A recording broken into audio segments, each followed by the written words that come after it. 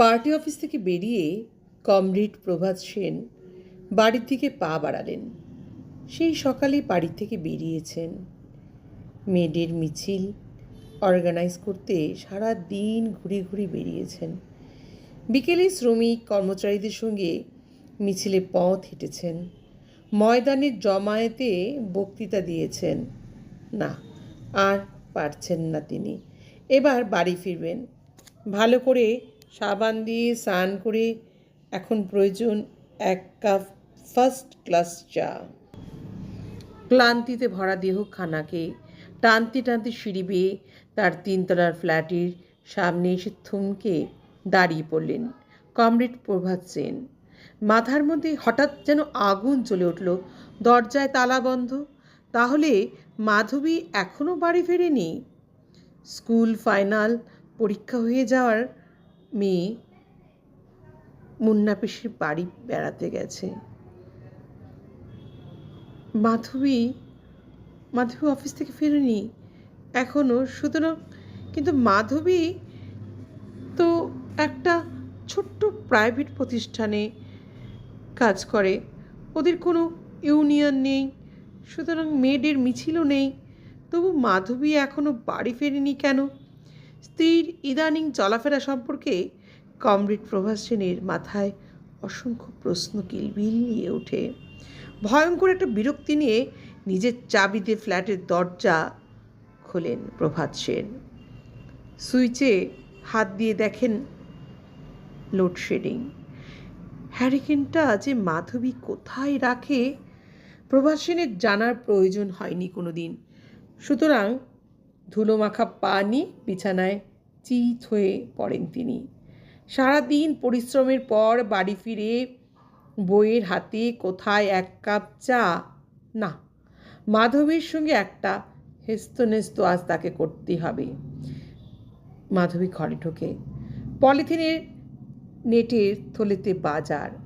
সারা দেহে অবর্ণনীয় ক্লান্তির ছাপ। কি হ্যারিকেনটাও একটু জ্বালাতে পারোনি? মাধবীর কণ্ঠে ক্ষোভ। প্রভাত সেন নিঃশব্দ। বাজার নামিয়ে রেখে মাধবী হ্যারিকেন ধরায়, কাপড় ছাড়ে, তারপর বলে, নাও ওঠো তো, স্টোভে চায়ের জলটা চাপিয়ে দাও, আমি বাথরুম থেকে আসছি। কমরেড প্রভাত সেন আর রাগ চেপে রাখতে পারল না। চিৎকার করে বলে উঠল, আমার দ্বারা চাটা হবে না। তার অস্বাভাবিক এ চিৎকারে মাধবী ঘুরে দাঁড়ায়। দু ভুরুর মাঝখানে খেলে যায় বিরক্তির ছো। ও জিজ্ঞাসা করে, কি হলো তোমার? লজ্জা করছে না আমাকে চা চাপাতে বলতে? প্রভাত সেন উঠে বসেন। কোন রাজকার্য সেরে এলে এত রাত পর্যন্ত? কোথায় ঘোরা হয় আজকাল? প্রভাত সেন রাগে হাঁপাতে থাকেন। হ্যারিকেনের হলুদ আলো মাধবীর চোখের মণিতে পড়ে। তীরের মতো যেন টিকরে বেরোয় বুকের ভেতরকার চাপা বেদনা। চোখের কোণে জলা ধরায়, মুখে শুধু বলে, আমার চা খাবার প্রয়োজন নেই, তোমার দরকার হলে করে খেতে পারো।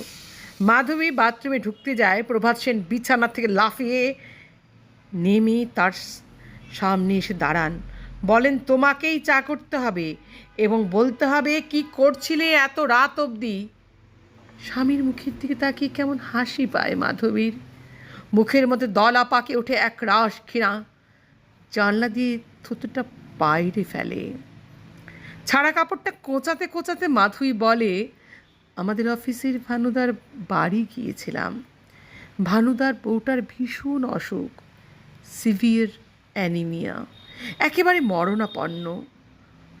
ফেরার পথে কলকাতা জুড়ে জ্যাম জট, মিছিলের পর মিছিল, হাঁটতে হাঁটতে ফেরা, তারপর আবার বাজার। থাক, আর ফিরিস্তি দিতে হবে না তোমাকে। মাধবীর কথা শেষ করতে না দিয়েই প্রভাত সেন চেঁচিয়ে ওঠেন, ভাবছ আমি কিছু বুঝি না?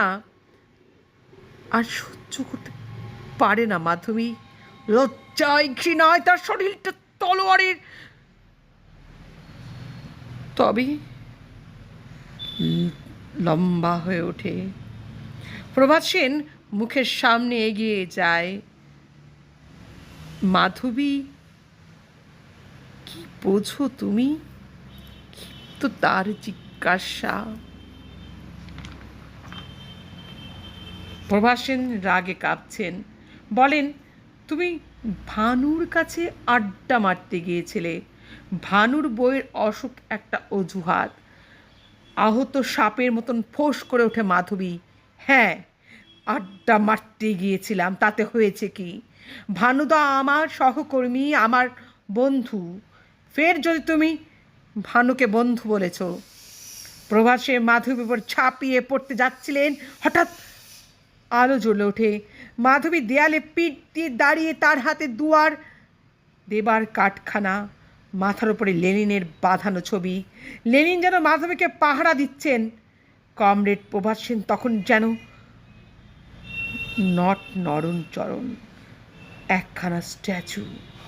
তার বুকের ওপর লাল ব্যাজ কেবল চকচক করে।